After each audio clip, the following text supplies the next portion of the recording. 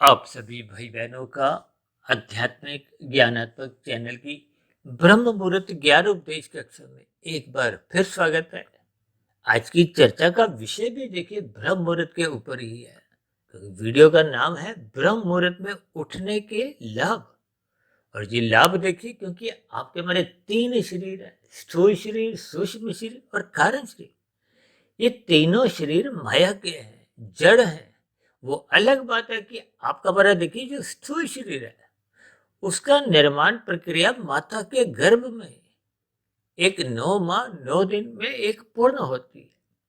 और इस स्थूल शरीर को हमने क्योंकि काले रंग से दर्शाया, क्योंकि इस स्थूल शरीर को शास्त्रों में ही तामसी कहा गया, क्योंकि प्रकृति के जो 3 गुणों की स्थिति है उसमें 5 भोग्य विषय यानी कि सूक्ष्म भूत, जिनके कारण ये पृथ्वी, जल, अग्नि, वायु, आकाश जो उत्पन्न होते, ये एक तामसी गिने गए। तो आपके हमारे सबके ही शरीर देखिए, चाहे जोगी हो, चाहे रोगी हो, चाहे भोगी हो, शरीर किसी का भी हो, स्थूल शरीर ये तकनीकी रूप से, सैद्धांतिक रूप से ये तामसी माने गए। और क्योंकि आपका हमारा शरीर माता के गर्भ में इसकी निर्माण प्रक्रिया आरंभ होती है, तो इसके पीछे का जो एक कारण है वो आपके हमारे 5 भोग्य विषय हैं। उनको सूक्ष्म भूत भी कहा गया है। गंध, रस, रूप, स्पर्श और शब्द। देखिए, इन सभी स्थितियों को ज्ञान पूर्वक समझना चाहिए। जब हम भोग दृष्टिकोण से इन पर कुछ एक विचार करते हैं तो बात का मूल रहस्य आपको में समझ नहीं आ पाता। यानी कि आपका हमारा जो एक 3 शरीर है, इसमें जन्म मरण की स्थितियां बार बार जो बनती हैं वो स्थूल शरीर की बनती है।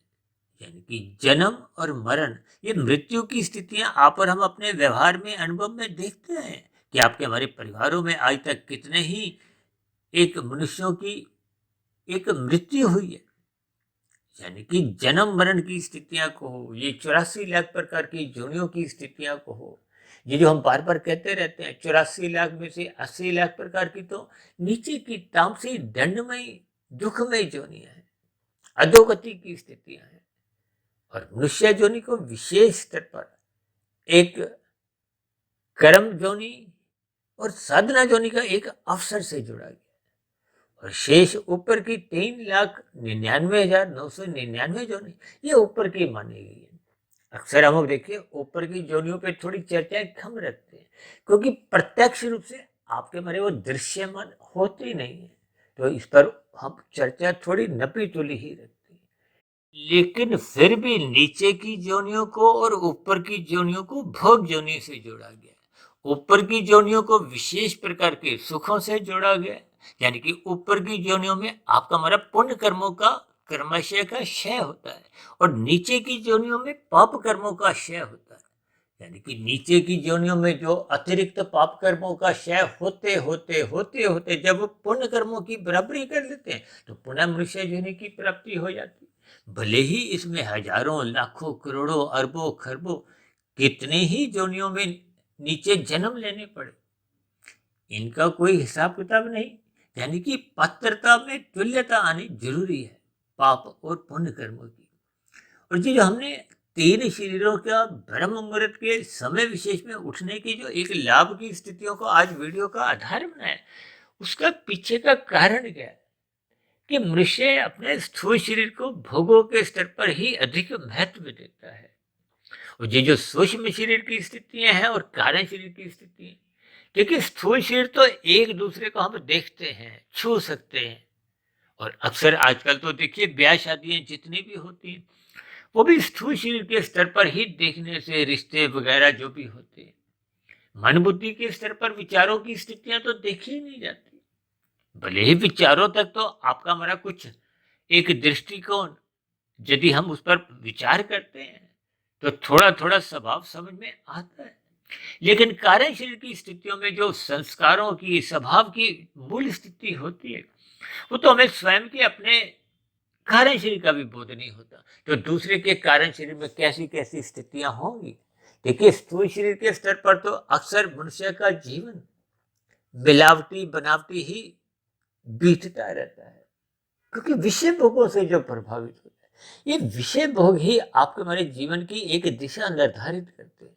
इसलिए तो भगवान श्री कृष्ण जी ने गीता में अर्जुन के रथ के 5 घोड़ों की स्थितियों को विशेष स्तर पर समझाने का एक प्रयास किया कि किसी तरह बात एक साधारण मनुष्य को समझ में आ जाए। लेकिन आजकल तो देखिए कलयुग की स्थितियां हैं। अक्सर आपने सुना होगा ये 24/7 की स्थितियां आपके हमारे घरों में, विचारों में निरंतर राज्य करने लगी है। आपका हमारा विषय भोगों को भोगने की ओर झुकाव दिन प्रतिदिन बढ़ता जा रहा है। कोई सोने का समय नहीं है, कोई उठने का समय नहीं है, यानी कि आपकी हमारी दिनचर्या अमर्यादित होती जा रही है। हम शास्त्रों के अनुसार अपनी दिनचर्या कभी भी संतुलित नहीं रखते। तो फिर ऐसी स्थिति विशेष में ये जो ब्रह्म मुहूर्त का जो एक समय विशेष है, उसका हम लाभ स्थूल शरीर के स्तर पर भी नहीं लेते। देखिए अक्सर मैं स्थूल शरीर से अधिक महत्ता सूक्ष्म शरीर को देता हूँ। सूक्ष्म शरीर से भी अधिक महत्ता हम कार्य शरीर को देते हैं, क्योंकि स्थूल शरीर और सूक्ष्म शरीर के स्तर पर ही जो जो स्थितियां हम बनाते हैं, उसी के स्तर पर ही कारण शरीर का एक कर्माशय संस्कारों की स्थितियां एक दिशा लेती हैं, एक आकार देती हैं। यानी कि स्थूल शरीर के स्तर पर हम जितने भी क्रियाकलाप करते हैं, हालांकि शास्त्रों में तो देखिए विधि विधान द्वारा विहित कर्म करने का एक उल्लेख आता है, निषेध कर्मों को करने से मना किया गया। अक्सर इन सभी स्थितियों को हम साधारण स्तर पर यातायात के नियमों से जोड़कर भी समझाते हैं कि केवल हरी बत्ती पे चलो, यातायात के नियमों का पालन करो। इसका तो आपको हमें एक सुविधा अनुमति मिली हुई है, लेकिन लाल बत्ती पे चलने की तो आपको हमें अनुमति नहीं है, निषेध कर्मों की एक अनुमति नहीं है। इसी तरह शास्त्र भी आपको निषेध कर्म पाप कर्मों से मना करते हैं। और शास्त्र जहां तक कहते हैं तमोगुण की निंदा करो, रजोगुण के प्रति उदासीन रहो और सत्वगुण की प्रशंसा करो। इसके पीछे का भी कारण क्या है कि तमोगुण रजोगुण दोनों गुण बंधनदायक माने गए हैं और सत्वगुण को मुक्तिदायक माना गया। और ये जो ब्रह्म मुहूर्त समय विशेष का जो एक समय, ये तो सत्वगुण की शुद्धतम स्थिति है। यूं तो देखिए प्रकृति में शुद्ध सत्वगुण तो होता ही नहीं, क्योंकि माया है। शुद्ध सत्वगुण का अभिप्राय क्या है? आत्मा और परमात्मा से लिया जाता है, विशेष रूप से परमात्मा से लिया जाता है। परमात्मा को तो देखिए सच्चिदानंद कहा गया। परमात्मा एक आनंद स्वरूप सत्ता है, आत्मा एक ज्ञान स्वरूप है। और ये जो माया है, माया के 3 गुण है, ये तो जड़ है। और जड़ से ये जो 23 तत्वों का विस्तार होता है, जैसे आपके हमारे 3 शरीरों को एक पिंड कहा गया, इसी तरह ये पूरा का पूरा जो एक समष्टि है, ये भी एक ब्रह्मांड माने जाते हैं। इन सभी स्थितियों को आपको हमें समझना चाहिए। ये 24 तत्वों की जो एक स्थिति है, यानी कि इन 3 गुणों की जब समावस्था होती है, शास्त्रों में तो उसको प्रकृति कहा गया है। उसमें जो परमात्मा की ब्रह्म शक्ति द्वारा निर्गुण निराकार जो सर्वव्याप्त है, इस भौतिक सत्ता में है, जो इन 3 गुणों को चलायमान रखती है। और ये गुण भले ही जड़ है, जड़ का अपना एक निहित एक स्वभाव होता है। जैसे देखिए जल का एक स्वभाव है। अब जल का स्वभाव क्या है? उसमें तरलता बनी रहती है, शीतलता बनी रहती है। अक्सर हम चाय बनाते हैं तो क्या करते हैं? आप अग्नि यानी कि गैस ऑन करते हो, स्टोव ऑन करते हो, या किसी भी प्रकार की देखिए अग्नि का संग जब जल करता है तो उसमें उबाल आता है, फिर चाय पत्ती, चीनी और वगैरह चीजें हम डालते हैं। लेकिन यदि वो अग्नि का संग नहीं करता तो उसमें उबाल नहीं आता। यानी कि जल का जो अपना एक निजी गुण है, वो तो एक शीतलता है। वो अग्नि का जब संग कर बैठता है तो अग्नि का गुण उसमें आ जाता है, यानी कि उसमें एक तपस्या आ जाती है, उबाल आ जाता है। इन सभी स्थितियों को बहुत ही ध्यानपूर्वक आपको हमें समझना होगा। इसी तरह हम प्रकृति के जिस गुण का संग करते हैं, देखिए तमोगुण को पदार्थों से जोड़ा गया है, निषेध कर्मों से जोड़ा जाता है, मोहनात्मक स्थितियों से जोड़ा जाता है, नींद से भी जोड़ा जाता है, आलस्य से भी जोड़ा जाता है। देखिए अलग अलग स्थितियों के कुछ विशेष अर्थ आपको हमें समझने चाहिए। रजोगुण को क्रिया से जोड़ा जाता है। देखिए रजोगुण का अभिप्राय क्या है? जो हम जितने भी क्रियाएं करते हैं, शास्त्रों में ये संसार की जितनी गतिविधियां हैं, ये विषय भोग है, इनको पाने के लिए हम जितने भी कर्म करते हैं, देखिए कर्म निष्काम भाव से होते हैं वो तो एक अलग स्थिति है। अन्यथा हम जब भोगों के दृष्टिकोण से, सकाम भाव से भोगने के दृष्टिकोण से करते हैं, तो वो एक कर्म है। और कर्मों की स्थितियां विहित और निषेध बताएगी। विहित कर्मों की आपको हमें अनुमति है। विहित कर्मों का अभिप्राय है जो विधि विधान द्वारा, विधि पूर्वक जो हम कर्म करते हैं, उनको एक विहित कर्म कहा गया। उन कर्मों को करने से आपको में कोई पाप कर्म, यानी कि आपका मन कोई पाप कर्मों का कर्माशय नहीं बनता। भले ही कोई पुण्य कर्मों का कर्माशय भी कोई विशेष नहीं बनता। विशेष इसलिए कह रहा हूं क्योंकि सत्वगुण में हम परोपकार के कार्य करते हैं, रजोगुण में तो बस खाया पिया बराबर। ना ये विशेष प्रकार के पुण्य कर्म है, ना ही कोई पाप कर्म है। या इसको आप जीरो की स्थिति भी ले सकते हो। हालांकि शास्त्रों में जो कर्माशय की स्थितियों में इसको भी पुण्य कर्मों से ही जोड़ा जाता है। पाप कर्मों का अभिप्राय जो निषेध कर्म है, जिनको शास्त्र मना करते हैं। अब मांसाहार भोजन सेवन करने से तो कानून भी कहीं कहीं आपको मना नहीं करता, लेकिन शास्त्र तो मना करते हैं। तो फिर ऐसी स्थिति में भले ही आपको में यहाँ की व्यवस्था में दंड ना भी मिले, लेकिन परमात्मा की व्यवस्था में तो आपके हमारे पाप कर्मों का कर्माशय बढ़ता जाता है, बढ़ता जाता है, जो आपको हमारे संचित कर्मों का कर्माशय बिगाड़ता है। देखिए भागवत पुराण में तो क्रमबद्ध तरीके से 5 निंदनीय स्थानों की चर्चाएं आती हैं कि इनका संग मत करो, और उन 5 निंदनीय स्थानों में एक हिंसा भी है। अब मनुष्य ये जो मांसाहार भोजन का सेवन करता है, इसके पीछे का कारण क्या है कि आपके हमारी जीभा का स्वाद बिगड़ जाता है। देखिए जब हम स्थूल शरीर के स्तर पर ये सुख, सुविधा, स्वाद, सम्मान, सत्ता जैसे विषय भोगों को विशेष महत्व देने लगते हैं, तो फिर आपके हमारे स्थूल शरीर के स्तर पर बिगाड़ आने लगता है। बिगाड़ का अभिप्राय क्या है कि ये स्थूल शरीर रोगग्रस्त क्रमशः होने लगता है। देखिए जब हम सात्विक भोजन ग्रहण करते हैं, तो आपका हमारा स्थूल शरीर किसी भी स्तर पर रोगग्रस्त नहीं होता। यूँ तो हम देखिए स्थूल शरीर के स्तर पर माता के गर्भ में आत्मा का प्रवेश होते ही हम एक निश्चित आयु लेके आते हैं, जिसको प्रारब्ध कहते हैं ना। प्रारब्ध में जाति, आयु और भोग लिखे होते हैं। भोगों का अभिप्राय देखिए सुख दुख की उन स्थितियों से जिनके लिए कर्म हम पहले की मनुष्य योनि में कर चुके थे। देखिए वर्तमान जीवन में जो हम नए कर्म करते हैं उनको तो क्रियामान कर्म करते हैं। उन क्रियामान कर्मों में जिनके फल इसी जन्म में आ जाते हैं, तो उनको तो हम भोगते हैं जो भी करते हैं। लेकिन पूर्व के मनुष्य योनि के जन्मों में जो हमने कर्म किए थे, जो अभी पके नहीं थे, फल देने के लिए अभी तैयार नहीं हुए थे, उन्मुख नहीं हुए थे, वो अब तैयार हो गए। तो वो प्रारब्ध में बिना नए कर्मों के वो आपको में एक सुख दुख रूप में मिलते हैं। देखिए जो हमने पाप कर्म किए थे उनके फल पक गए हैं, तो अब आपको हमें प्रतिकूल परिस्थितियों के रूप में वो दुख भोगने पड़ते हैं। और जो पुण्य कर्म हमने किए थे उनके अनुकूल परिस्थितियों के रूप में एक सुख मिलते हैं। देखिए सुखों का तो आज हम त्याग कर सकते हैं, क्योंकि सुखों का त्याग संभव है। जैसे सरकार द्वारा आपको कोई पुरस्कार मिलता है तो आप ले भी सकते हो, मना भी कर सकते हो। लेकिन यदि कोई न्यायालय द्वारा, आजकल तो न्यायालय की स्थितियां आप देखते ही हो, जब न्यायालय आपको किसी भी स्तर पर कोई दंड देता है, जेल में भेज देता है किसी भी अपराध के लिए अभी, तो उन स्थितियों को हम मना नहीं कर सकते। यानी कि दुख भोगने को आप और हम बाध्य हैं। पुण्य कर्मों को तो हम त्याग कर सकते हैं। देखिए जब हमने पुण्य कर्म किए थे तब कुछ मन की स्थिति अलग थी, संसार को भोगने की इच्छा थी। आज भोगने की अगर इच्छा नहीं है तो अब आप उन पुण्य कर्मों को निष्काम भाव से भी कर सकते हो। निष्काम भाव से किए गए कर्मों का देखिए माया के सुखों का एक स्थितियां नहीं मिलती। फिर पुण्य कर्मों का निष्काम भाव से होने से आपको भी परमात्मा का ज्ञान विज्ञान समझ में आने लगता है। यानी कि दूसरे सरल शब्दों में आप यूं भी कह सकते हो कि निष्काम कर्मों का फल ही ज्ञान है। और ज्ञान धीरे धीरे आपको कहाँ लगाता है? भक्ति में, परमात्मा की भक्ति में। और परमात्मा एक अनंत स्वरूप सत्ता है। यानी कि जब हम परमात्मा के सम्मुख हो जाते हैं तो आपका हमारा ज्ञान भी आवृत नहीं होता, क्योंकि परमात्मा तो अनंत स्वरूप सच्चिदानंद शक्ति है। देखिए सच्चिदानंद में ये परमात्मा के लिए कहा गया है। आनंद में ज्ञान रहता है।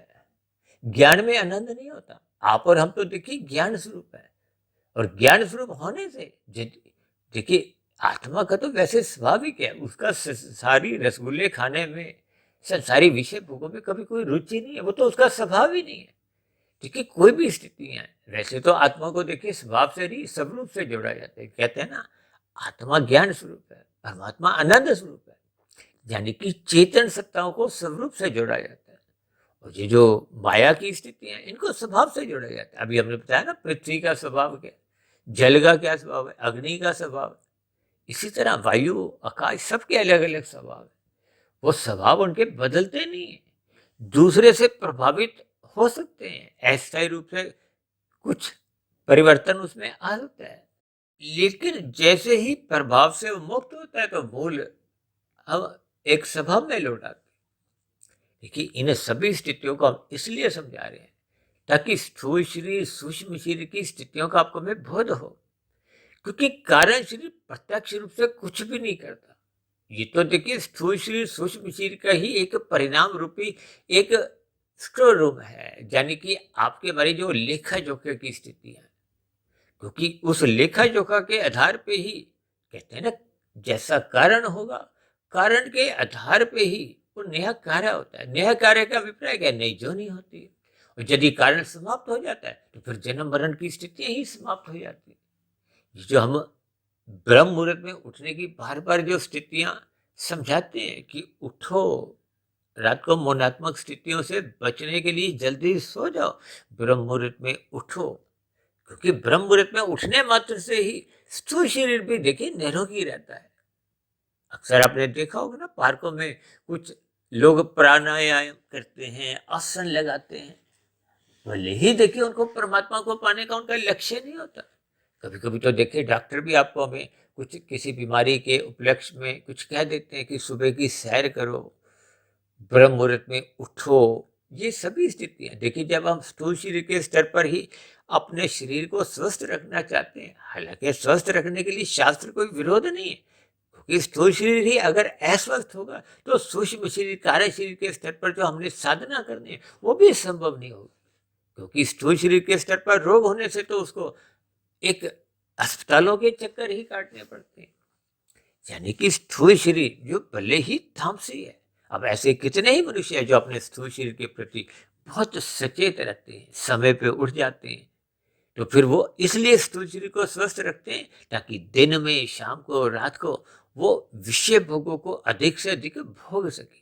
क्योंकि स्थूल शरीर जब निरोगी होगा, स्वस्थ होगा, तो स्थूल शरीर के स्तर पर सुख सुविधा स्वाद ये सभी स्थितियां मनुष्य एक रस पूर्वक भोगता है। और ये जो सूक्ष्म शरीर के स्तर पर देखिए, स्थूल शरीर को तो हमने एक काले रंग से दर्शाया है, वो तो स्वभाव से ही तामसी है।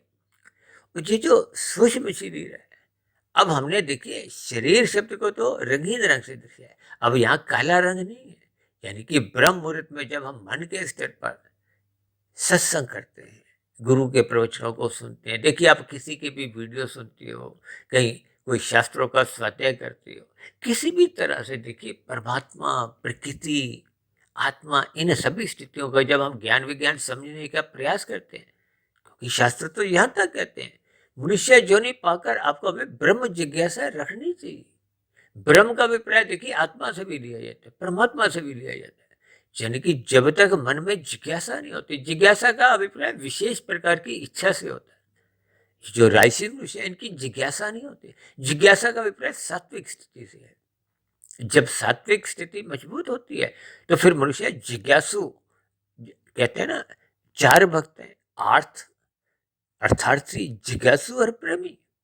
आर्थ भक्त तो देखिए किसी के भी जीवन में जब जब दुख आते हैं वो तो परमात्मा की सहज ही शरण में जाते हैं। कहते हैं ना, हम आरती गाते हैं पूजा पाठ में, यानी कि दुख दूर करने के लिए। और अर्थार्थी का मतलब होता है ये राजसी मनुष्य होते हैं, यानी कि जब हम परमात्मा से विशेष प्रकार के सुखों की प्राप्ति के लिए पूजा पाठ, व्रत, त्योहार, कई स्थितियों में देखिए किसी भी तरह से बात को आप समझ सकते हो। यानी कि राजसी मनुष्य एक अर्थार्थी भक्त होता है, उसको अर्थ चाहिए, धन चाहिए, संसारी पदार्थ चाहिए, संसारी वैभव चाहिए। ये सभी स्थितियां हम परमात्मा से चाहते हैं, उसके लिए हम भक्ति करते हैं। तो ये अर्थार्थी भक्त कहलाता है। जबकि जिज्ञासु भक्त की इच्छा परमात्मा को जानने की अधिक होती है। वो जानना चाहता है कि आपका हमारा शरीर जन्म मरण की स्थितियों में क्यों आता है, ये माया में जो इतने परिवर्तन होते हैं क्यों होते हैं, कोई गरीब है कोई अमीर है, संसारी स्थितियां क्या क्या हैं, आत्मा मरने के बाद कहाँ जाती है, ये तीन शरीरों की क्या स्थितियां हैं, परमात्मा किसको कहते हैं, परमात्मा की क्या शक्ति, यानी कि ये सभी स्थितियों को जब वो जानने का एक जिज्ञासु होता है, इच्छा विशेष स्तर पे होती है, उसको जिज्ञासु भक्त कहते हैं। और जिज्ञासु भक्त ही जब साधना करने आरंभ कर देता है तो उसको प्रेमी भक्त कहा जाता है। और प्रेमी भक्त का क्रमशः कारण शरीर शुद्ध होना अब आरंभ हो जाता है, या योग हो कि प्रेमी भक्त की साधना आरंभ हो जाती है। अब उसको परमात्मा को पाने का ही एक लक्ष्य होता है। ये योग की स्थिति है जिसको गीता में स्वयं भगवान श्री कृष्ण जी ने कर्म योग, ज्ञान योग, भक्ति योग की तीन अलग अलग स्थितियां समझाई। यानी कि जब परमात्मा को ही पाने का एकमात्र लक्ष्य बन जाता है तो फिर ऐसी स्थिति विशेष में ये सकाम भाव से प्रकृति के जितने भी सुख हैं इनको भोगने की कहीं भी कोई इच्छा लेश मात्र रहती ही नहीं है। यानी कि अब स्थिति ये बन जाती है कि स्थूल शरीर के स्तर पर, सूक्ष्म शरीर के स्तर पर, ये जो हमने ब्रह्म मुहूर्त की स्थितियों के जो एक लाभ लिखे हैं, इन स्थितियों से प्रेमी भक्त आगे निकल जाता है। देखिए, आर्थ और अर्थार्थी भक्त तो ये स्थूल शरीर के स्तर पर ही अपना जीवन बिताता है। यानी कि जब जब उसके जीवन में दुख आते हैं तो वो परमात्मा की शरण में जाता है, और जहां जहां वो संसार को अधिक प्राप्त करना चाहता है, यानी कि संसार अपना बढ़ाना चाहता है, संसारी सुखों को भोगना चाहता है। अक्सर अपने संसार में देखा होगा कुछ भाई बंधु अपना व्यवसाय, दुकानदारी बहुत बड़े स्तर पर ले जाते हैं, दिन भर भाग दौड़ करते हैं। उनका लक्ष्य क्या होता है कि अधिक से अधिक धन की प्राप्ति हो। धन की प्राप्ति किस लिए कि संसार के जितने भी वैभव हैं वो उनको अधिक से अधिक भोग सके। तो इसके स्तर पर वो स्थूल शरीर भी स्वस्थ रखना चाहता है, और मन बुद्धि के स्तर पर भी परमात्मा को जानने की, जुड़ने की कोई विशेष इच्छा नहीं होती। तो ऐसी स्थितियों में इस भक्त को आप राशि भक्त ही समझ सकते हो। यानी कि जब आपके मन बुद्धि के स्तर पर केवल संसार को ही भोगने की, पाने की इच्छा बनी रहती है तो ये एक अर्थार्थी भक्त तक ही स्थितियां सीमित रहती।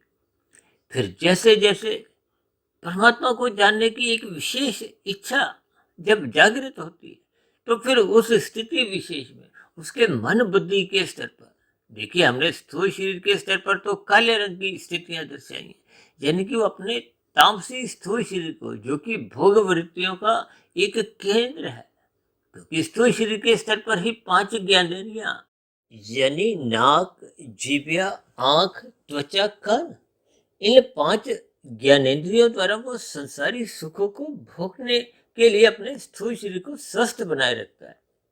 और ये जो हाथ पैर वाणी लिंग गुदा की स्थितियां हैं ये एक कर्मेंद्रिय है, यानी कि स्थूल शरीर की गोलकें उसकी स्वस्थ बने रहे ताकि वो संसारी विषय भोगों को भरपूर एक भोगने की स्थिति में अपने आप को बना सके। इसीलिए तो स्थूल शरीर के स्तर पर वो ब्रह्म मुहूर्त में उठता है। ऐसे मनुष्यों का देखिए परमात्मा को जानने की इच्छा नहीं होती, यानी कि ये आर्थ और अर्थार्थी भक्त ये ब्रह्म मुहूर्त में उठकर केवल अपने स्थूल शरीर को ही स्वस्थ रखने तक ही एक अपनी मर्यादा बनाए रखते हैं। और जैसे जैसे मन में देखिए परमात्मा को जानने की एक इच्छा जागृत होती है।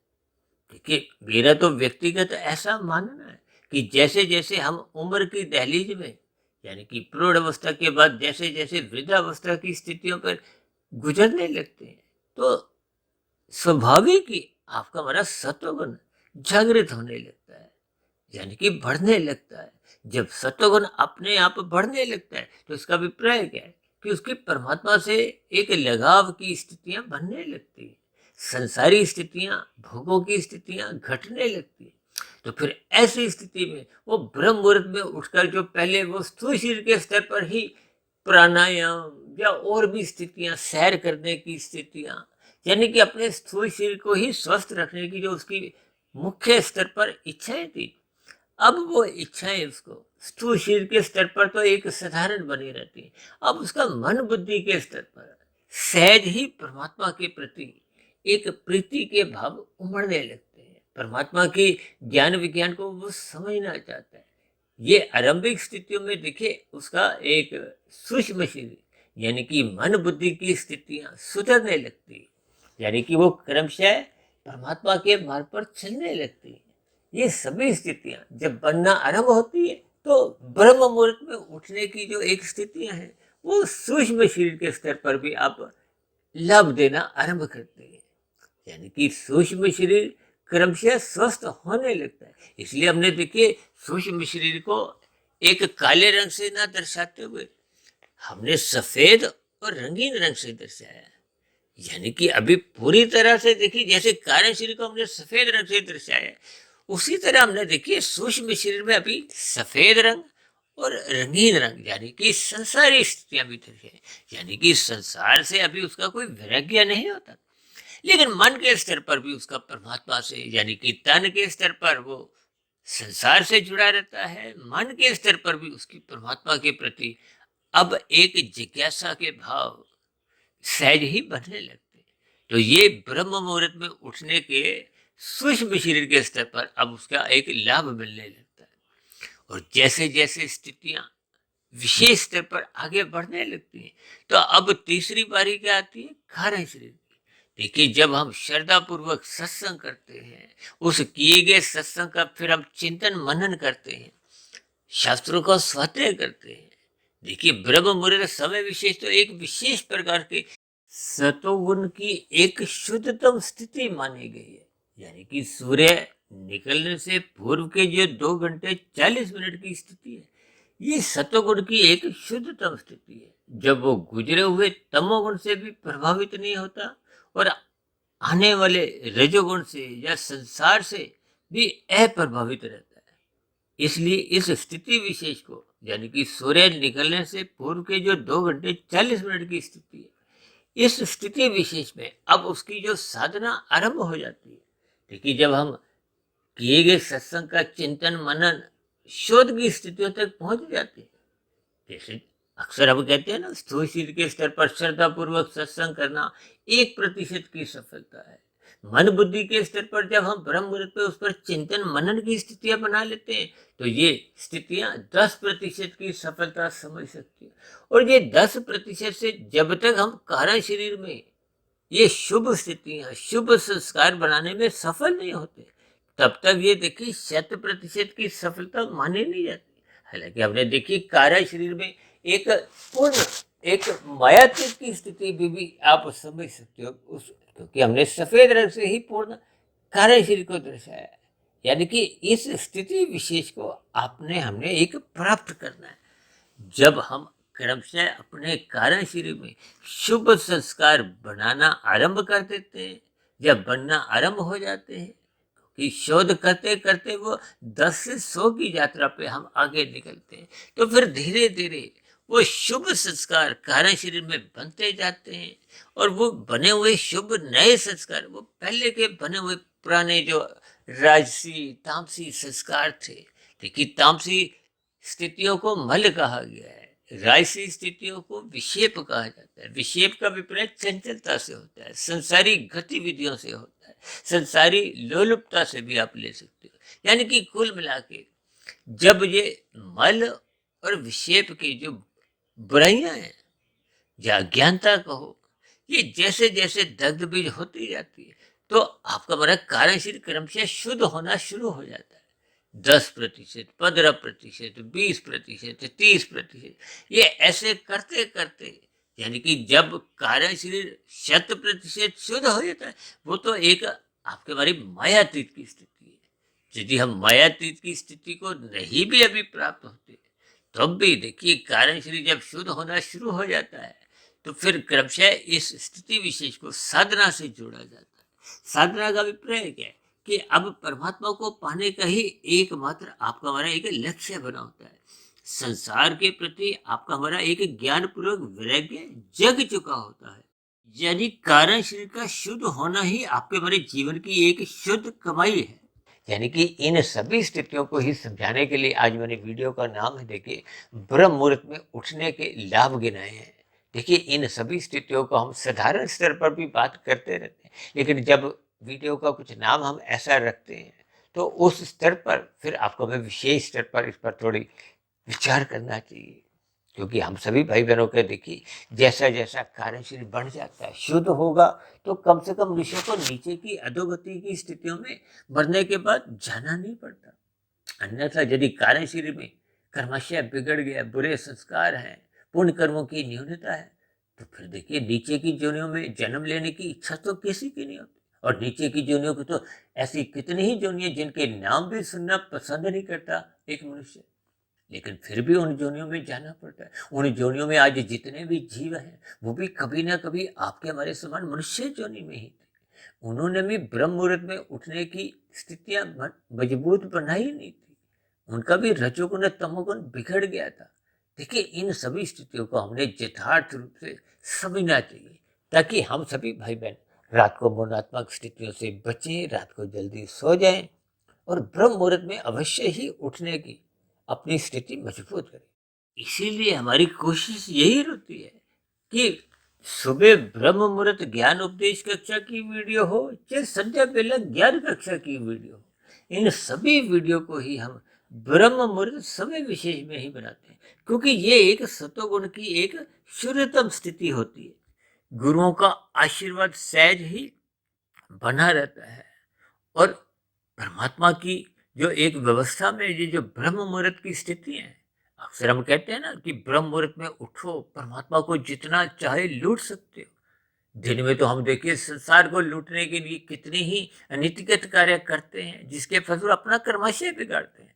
जबकि सुबह ब्रह्म मुहूर्त समय विशेष में परमात्मा स्वयं ही लूटने आते हैं।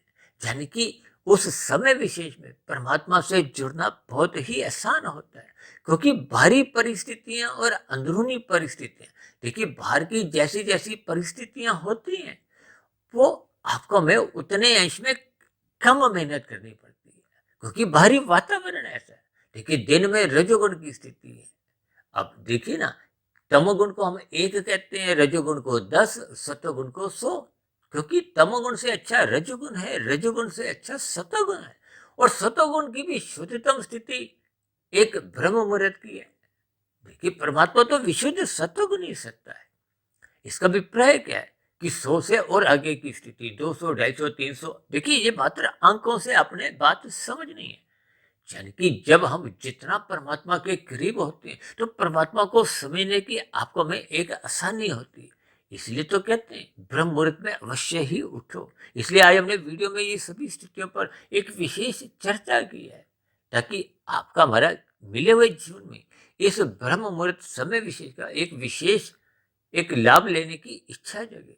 हम तो बार बार कहते रहते हैं कि सूर्य निकलने से पूर्व का ये जो समय है ये सतयुग के समान है। सूर्य निकलने के बाद की भी स्थिति है, उसको आप त्रेता युग समझो। दिन में तो देखिए संसारी स्थिति है, उसको आप द्वापर युग समझो।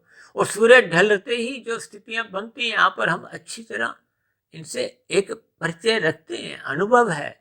वो एक मनात्मक स्थितियां हैं। वो मनात्मक स्थितियों को आप कल युग से जोड़ सकते हो। यानी कि इन सभी स्थितियों के लाभ हानि को आपको में टटोलना होगा। रात को मौनात्मक स्थितियों से बचना होगा, वो हानिकारक स्थिति है। सुबह ब्रह्म मुहूर्त में उठना होगा, वो लाभदायक स्थिति है। जब हम हानिकारक स्थितियों के छिद्र बंद कर देते हैं, लाभदायक स्थितियों के दरवाजे खोलते जाते हैं, तो आपके हमारे जीवन की बैलेंस शीट में, लेखा जोखा में शुद्ध कमाई आने लगती है। जैसे हम देखिए व्यवसाय करते हैं, उद्योग धंधे चलाते हैं, उसमें हम हानिकारक स्थितियों को तो बंद करते हैं और लाभ के दरवाजे खुलते जाते हैं। इसी तरह आपको हमें मिले हुए जीवन में शुद्ध कमाई करनी है, और शुद्ध कमाई करने का एक शुद्धतम स्थिति ब्रह्म मुहूर्त में उठने की है। तो ऐसी सभी शुद्ध शुभ स्थितियां आपके हमारे जीवन में क्रमशः बनना आरंभ हो, इन्हीं शुभ कामनाओं के साथ चर्चा विषय का यही विश्राम देते हैं। शाम को फिर मिलते हैं संध्या बेला ज्ञान कक्षा में। तब तक आप अपने आध्यात्मिक मित्र सुधीर भाटिया फकीर को इजाजत दें। फिर भी आज की वीडियो संबंधित आपके मन में कोई प्रश्न उठ रहा हो, कोई मेरी कही की बात आपको तर्क संगत सही नहीं लगती हो, मेरी कही गई बातों पे आपको कोई आपत्ति हो, शिकायत हो, तो आपके प्रश्नों का, सुझावों का और शिकायतों का नीचे दिए गए कमेंट्स बॉक्स पर और प्रश्नोत्तर ज्ञान कक्षा में सदा ही स्वागत है। इस चर्चा विशेष को ध्यानपूर्वक सुनने के लिए आप सभी भाई बहनों का बहुत बहुत धन्यवाद।